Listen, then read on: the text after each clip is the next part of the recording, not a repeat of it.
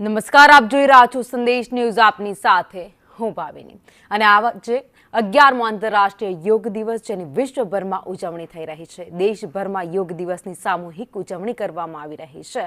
પ્રધાનમંત્રી નરેન્દ્ર મોદી વિશાખાપટ્ટનમમાં યોગ દિવસની ઉજવણીમાં સામેલ થયા છે તો 3 લાખ લોકો સાથે પીએમ મોદી યોગ કરવાના છે. યોગના મહાકુંભને ગિનિસ બુકમાં રેકોર્ડ તરીકે નોંધાવશે. તો દેશભરમાં 1300 સ્થળોએ યોગ કાર્યક્રમનું આયોજન કરવામાં આવ્યું છે. પીએમ મોદી સાથે 25,000 વિદ્યાર્થીઓ યોગ કરશે. 25,000 વિદ્યાર્થીઓના 108 મિનિટ સુધી સૂર્ય નમસ્કાર કરવાના છે અને રેકોર્ડ યોગ કરવાના છે. તો આજે 11મો વિશ્વ યોગ દિવસ છે જેની દેશભરમાં ઉજવણી થઈ રહી છે. અલગ અલગ જગ્યાઓ પર વિશ્વ યોગ દિવસની ઉજવણી કરવામાં આવી રહી છે. માનસિક અને શારીરિક રીતે જો તમારે સ્વસ્થ રહેવું છે તો તમારા જીવનમાં તમારે યોગને અપનાવવા પડશે.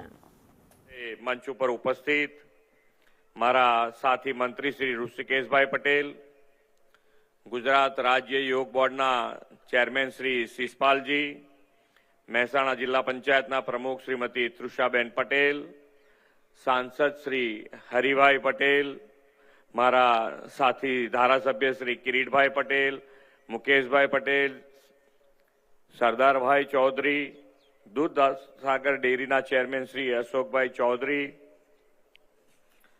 વડનગર નગરપાલિકાના પ્રમુખ શ્રી નિકિતાબેન શાહ, જિલ્લા ભાજપના પ્રમુખ શ્રી ગિરીશભાઈ રાજગોર, રમતગમત વિભાગના અગ્ર સચિવ શ્રી એમ થેન્નારસનજી, સર્વ અધિકારીગણ, આમંત્રિત સર્વ મહાનુભાવો, પ્રેસ મીડિયાના મિત્રો, સૌને મારા નમસ્કાર. આજે આંતરરાષ્ટ્રીય યોગ દિવસની આપણે ઉજવણી કરી રહ્યા છીએ. યોગના વિશ્વદૂત, વૈશ્વિક નેતા અને યશસ્વી વડાપ્રધાન શ્રી નરેન્દ્રભાઈ મોદીની જન્મભૂમિ વડનગરની આ ધરતી પરથી આંતરરાષ્ટ્રીય યોગ દિવસની આપ સૌને ખૂબ ખૂબ શુભેચ્છાઓ પાઠવું છું. અનંત અનાદિ વડનગરના પનોતા પુત્ર આદરણીય વડાપ્રધાન શ્રી મોદી સાહેબે આપણી સનાતન અને અનંત તથા અનાદિ પ્રાચીન યોગ સંસ્કૃતિને વિશ્વ ઓળખ અપાવી છે. જે કોઈને ન સૂજે તે આપણા આદરણીય મોદી સાહેબને સૂજે. તેમણે દેશનું સેવાદાયિત્વ સંભાળ્યું ને એવા અનેક પહેલરૂપ કાર્યો કર્યા છે જે પહેલા કોઈને સૂજ્યા ન હતા. શ્રી મોદી સાહેબે યુનાઇટેડ નેશન્સમાં 177 દેશના સમર્થનની 21મી જૂને આંતરરાષ્ટ્રીય યોગ દિવસ તરીકે ઉજવવાની સ્વીકૃતિ અપાવીને 2015થી દુનિયાના બધા દેશોને આંતરરાષ્ટ્રીય યોગ દિવસ ઉજવતા કર્યા છે. આ વર્ષે આંતરરાષ્ટ્રીય યોગ દિવસ એક પૃથ્વી એક સ્વાસ્થ્ય માટેની યોગની થીમ સાથે ઉજવવામાં આવી રહ્યો છે. પ્રાચીન ભારતીય દર્શન વસુદેવ કુટુંબકમ સમગ્ર વિશ્વને એક પરિવાર માને છે. તેમણે વિશ્વને સમજાવ્યું છે કે યોગ માત્ર વ્યાયામ નથી પરંતુ જીવન જીવવાની કળા છે. યોગ એવું વિજ્ઞાન છે જે આપણને શારીરિક, માનસિક અને આધ્યાત્મિક સ્તરે એકાગ્રતાથી જોડે છે. યોગ અભ્યાસ દ્વારા તણાવ મુક્તિ થાય છે, રોગ પ્રતિકારક શક્તિ વધે છે અને જીવનમાં સકારાત્મકતા આવે છે. એટલું જ નહીં, યોગ આપણને આત્મશિસ્ત, સંયમ અને આત્મજાગૃતિ શીખવે છે. યોગના આવા મહત્વના પરિણામ સ્વરૂપ શરૂ થયેલી આંતરરાષ્ટ્રીય યોગ દિવસની ઉજવણીને આજે 11મી કડી છે. ગુજરાતમાં મહાનગરપાલિકાથી ગ્રામ પંચાયત સુધી અંદાજે 1.5 કરોડથી લોકો સામૂહિક યોગ ક્રિયામાં આજે જોડાવાના છે. વડાપ્રધાન શ્રી પણ વિશાખાપટ્ટનમના યોગ દિવસ ઉજવણીમાં જોડાયા છે અને આપણને સૌને પ્રેરણા સંદેશ પણ આપવાના છે. 11મા આંતરરાષ્ટ્રીય યોગ દિવસની સાથે એવો સંયોગ છે કે વડાપ્રધાન શ્રી નરેન્દ્રભાઈ મોદીએ દેશનું સેવાદાયિત્વ સંભાળીને પણ આ વર્ષે 11 વર્ષ પૂર્ણ થયા છે. તો આપણા સૌ વતી તેમને ખૂબ ખૂબ અભિનંદન પાઠવું છું. વડાપ્રધાન શ્રી નરેન્દ્રભાઈ મોદીએ પાછલા 11 વર્ષમાં યોગથી લઈને આયુષ્યમાન ભારત સુધી લોકોના સ્વાસ્થ્યની કાળજી લીધી છે. પ્રિવેન્ટિવ હેલ્થ કેર અને આરોગ્યપ્રદ જીવનશૈલી અપનાવવાના અનેક કાર્યક્રમો તેમણે શરૂ કરાવ્યા છે.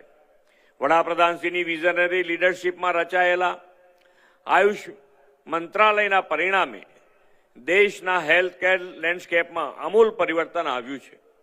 વડાપ્રધાનશ્રીએ મન કી બાતમાં મેદસ્વીતા જેવી ઘાતક સમસ્યા અંગે ચિંતા વ્યક્ત કરી હતી અને તેના ઉપાય રૂપે લોકોને જીવનમાં યોગને સામેલ કરવાની અપીલ કરી હતી. આ વર્ષના યોગ દિવસમાં આપણે મેદસ્વીતા મુક્ત સ્વસ્થ ગુજરાતનો ધ્યેય પણ મોદી સાહેબની પ્રેરણાથી રાખ્યો છે. શરીરને સ્વસ્થ અને ઉર્જાવાન રાખવા માટે તેમજ મનને શાંત રાખવા માટે યોગ અભ્યાસ લાખો લોકોની રોજિંદી જીવનશૈલીનો ભાગ બન્યો છે. વડાપ્રધાન શ્રી મોદી સાહેબની જન્મભૂમિ અનંત અનાદિ નગર વડનગરમાં 11મો આંતરરાષ્ટ્રીય યોગ દિવસ ઉજવીને આપણે પણ સંસ્કૃતિનું સન્માન અને વિરાસતના ગૌરવ સાથે મેદસ્વીતા મુક્ત ગુજરાત સ્વસ્થ ગુજરાતનો સામૂહિક સંકલ્પ કર્યો છે. આદરણીય વડાપ્રધાન શ્રી મોદી સાહેબના નેતૃત્વમાં યોગની પ્રાચીન પરંપરા પણ જન આંદોલન બનીને વિકસિત ભારત 2047 માટે વિકસિત સ્વસ્થ સમૃદ્ધ અને તંદુરસ્ત ગુજરાતનું નિર્માણ કરશે એવા વિશ્વાસ સાથે વિરમું છું. ભારત માતા કી જય. વંદે માતરમ. જય જય ગરવી ગુજરાત. જોરદાર તાળીઓના આજે વિશ્વ યોગ દિવસ જેની ઉજવણી થઈ રહી છે.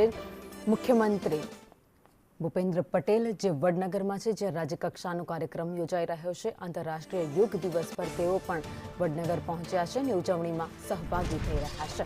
આ સાથે જ વડાપ્રધાન નરેન્દ્ર મોદી પણ વિશાખાપટ્ટનમ પહોંચ્યા છે. ત્યાં તેઓ અનેક વિદ્યાર્થીઓ છે, તેમની સાથે નેતાઓ છે, તેમની સાથે યોગ કરશે અને એક નવો રેકોર્ડ બનાવશે.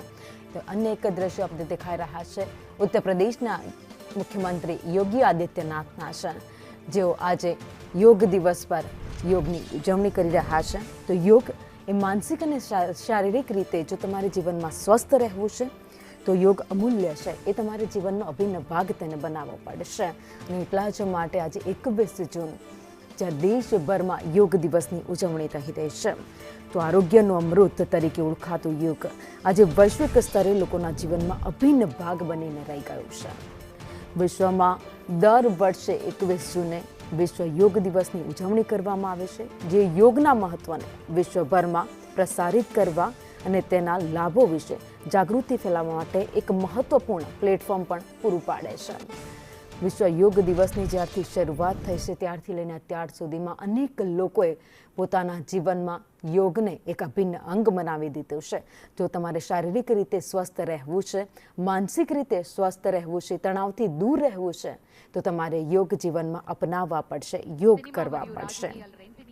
તો યોગ એ ફક્ત શારીરિક કસરત નથી, પરંતુ એક સંપૂર્ણ જીવનશૈલી પણ છે, જે શરીર, મન અને આત્માને સંતુલિત કરે છે. ગ્લોબલ યોગા સર્વે જેના અનુસાર 85.9% લોકો યોગથી લવચિકિત્સામાં સુધારો અનુભવ્યો છે. યોગાસનો જેમ કે અલગ અલગ જે આસનો છે, ભુજંગાસન પાચન અવયવોની કાર્યક્ષમતા પણ વધારે છે અને રક્ત પરિભ્રમણ સુધારે છે. યોગ એ ઘૂંટણ, પીઠ અને કમરના દુખાવાને દૂર કરવામાં પણ મદદ કરે છે. તો ઉદાહરણ તરીકે વાત કરીએ, 34.4% લોકો યોગથી ક્રોનિક પીડામાં રાહત પણ અનુભવે છે. તો આ બે અલગ અલગ દ્રશ્યો આપણે બતાવી રહ્યા છે. પ્રધાનમંત્રી નરેન્દ્ર મોદી જે વિશાખાપટ્ટનમમાં છે અને મુખ્યમંત્રી ભૂપેન્દ્ર પટેલ એ પ્રધાનમંત્રીના ગામ વડનગરમાં આજે જે યોગ દિવસની રાજ્યકક્ષાની ઉજવણી થઈ રહી છે તેમાં તેઓ સહભાગી થયા છે. વિદ્યાર્થીઓ સાથે અલગ અલગ સ્થળ પર આજે યોગ દિવસની ઉજવણી બંને સ્થળે થઈ રહી છે.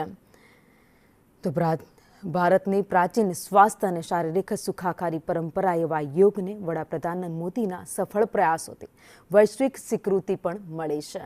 અને યુનાઇટેડ નેશન્સમાં 177 દેશના સમર્થનથી વિશ્વભરમાં યોગ દિવસની ઉજવણી 21મી જૂને કરવાનું સ્વીકારવામાં પણ આવ્યું છે. આજે ન માત્ર ભારતમાં પરંતુ અન્ય દેશમાં પણ આની ઉજવણી થાય છે અને લોકો ખુશીથી યોગ કરી આ દિવસની સાથે જોડાય છે.